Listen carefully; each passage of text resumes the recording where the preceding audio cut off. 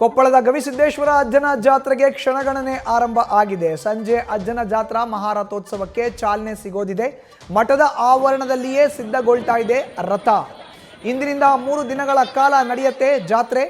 ದೇಶ ವಿದೇಶಗಳಿಂದ ಬರ್ತಾ ಇದ್ದಾರೆ ಲಕ್ಷಾಂತರ ಭಕ್ತರು. ಇನ್ನು ರಥದ ಸಿದ್ಧತೆ ಬಗ್ಗೆ ಗವಿಮಠದ ಟ್ರಸ್ಟಿ ವೀರೇಶ್ ಕೊತಬಾಳ್ರನ್ನ ನಮ್ಮ ಪ್ರತಿನಿಧಿ ಪ್ರಕಾಶ್ ನೂಲ್ವಿ ಮಾತನಾಡಿಸಿದ್ದಾರೆ. ನೋಡೋಣ ಬನ್ನಿ. ಕೊಪ್ಪಳದ ಗವಿಸಿದ್ದೇಶ್ವರ ಜಾತ್ರೆಯ ಪ್ರಮುಖ ಆಕರ್ಷಣೆಯೇ ರಥೋತ್ಸವ. ಈ ರಥೋತ್ಸವವನ್ನು ಕಣ್ತುಂಬಿಕೊಳ್ಳೋದಕ್ಕೆ ಇದೇ ಮೈದಾನದಲ್ಲಿ ಲಕ್ಷ ಜನ ಸೇರ್ತಾರೆ. ಅಂತ ಮಹಾರಥೋತ್ಸವಕ್ಕೆ ಇದೀಗ ರಥದ ಅಲಂಕಾರ ಪ್ರಕ್ರಿಯೆ ಆರಂಭಗೊಂಡಿದೆ. ನೋಡ್ಬೋದು,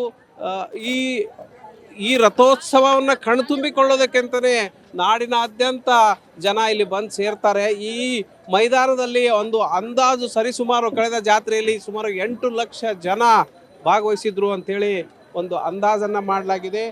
ಇದೇ ಕಾರಣಕ್ಕಾಗಿ ಈ ರಥೋತ್ಸವ ಎನ್ನುವುದೇ ಈ ಜಾತ್ರೆಯ ಪ್ರಮುಖ ಭಾಗ ಮತ್ತು ಪ್ರಮುಖ ಆಕರ್ಷಣೆ, ಜನರ ಶ್ರದ್ಧಾ ಭಕ್ತಿಯ ಇದು ರಥೋತ್ಸವ. ಈ ಕಾರಣಕ್ಕಾಗಿ ರಥೋತ್ಸವವನ್ನು ಅತ್ಯಂತ ಅದ್ಧೂರಿಯಾಗಿ ನಡೆಸಲಾಗತ್ತೆ.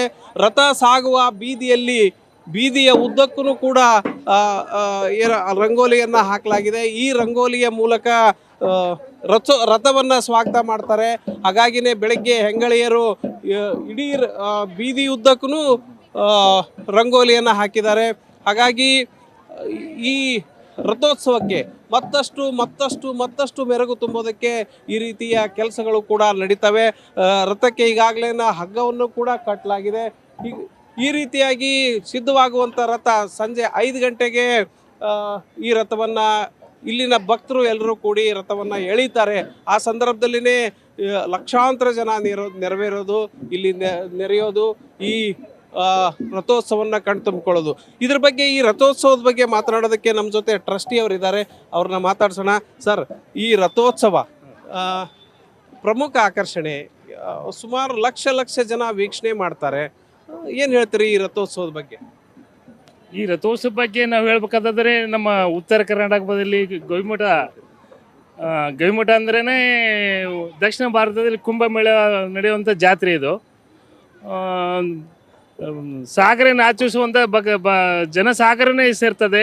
ಅದು ನಮ್ಮ ಅಭಿನವ ಗವಿಸಿದ್ದೇಶ್ವರ ಸ್ವಾಮೀಜಿಯವರಿಂದ ಅವರ ಭಕ್ತಿ, ಅವರ ಪ್ರೀತಿ, ಹೃದಯಶಾಲಿ ಪ್ರೀತಿ ಭಕ್ತರ ಮೇಲೆ. ಆ ಹೃದಯಶಾಲಿ ಪ್ರೀತಿನೇ ನಮ್ಮ ಈ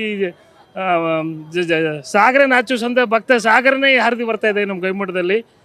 ಇವತ್ತು ದಕ್ಷಿಣ ಭಾರತದಲ್ಲಿ ಕುಂಭಮೇಳ ಅಂತ ಪ್ರಸಿದ್ಧಿ ಆಗಿರುವ ಕೊಪ್ಪಳ ಗವಿಮಠಕ್ಕೆ ನಾವೆಲ್ಲ ಈ ದಿನದಕ್ಕೆ ಹಾಗೆ ಕಾತಿರ್ತಾ ಇದ್ದೀವಿ. ಈ ದಿನಕ್ಕೆ ಈ ರಥೋತ್ಸವ, ಈ ರಥವನ್ನು ನೀವು ತಯಾರು ಮಾಡೋದಕ್ಕೆ, ಅಣಿಗೊಳಿಸೋದಕ್ಕೆ ಉತ್ಸವಕ್ಕೆ ಎಷ್ಟು ದಿನ ತಗೋತದ ಮತ್ತು ಏನೆಲ್ಲ ವಿಶೇಷತೆಗಳಿರ್ತಾವ ಈ ವಿಷಯದಲ್ಲಿ? ಇದ್ರ ಎಲ್ಲ ಪ್ರೋಗ್ರಾಮ್ 3 ತಿಂಗಳಿಂದ ನಮ್ಮ ಸ್ವಾಮೀಜಿಯವರು ಇದಕ್ಕೆ ಎಲ್ಲ ಪ್ರತಿಯೊಂದೊಂದು ರಥೋತ್ಸವದಿಂದ ಹಿಡಿದು ಪ್ರಸಾದ ವ್ಯವಸ್ಥೆದಿಂದ ಹಿಡಿದು ಸ್ವಚ್ಛತೆ ಬಗ್ಗೆ ಭಾಳ ನಮ್ಮ ಸ್ವಾಮೀಜಿಯವರು ಪ್ರತಿಯೊಂದು ಅಚ್ಚುಕಟ್ಟಾಗಿ ಈ ಕಾರ್ಯಕ್ರಮ ಎಲ್ಲ ಅರೇಂಜ್ ಮಾಡ್ತಿದ್ದಾರೆ.